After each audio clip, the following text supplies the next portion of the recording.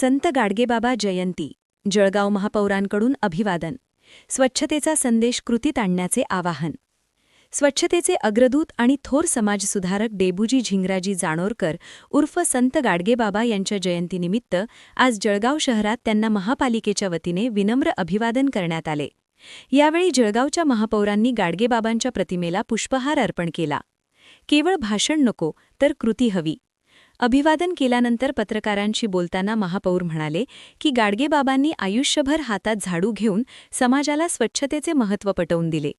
आज त्यांच्या जयंतीच्या निमित्ताने आपण केवळ त्यांच्या विचारांचा उदोउदो न घेता तो विचार प्रत्यक्ष कृतीत आणणे गरजेचे आहे.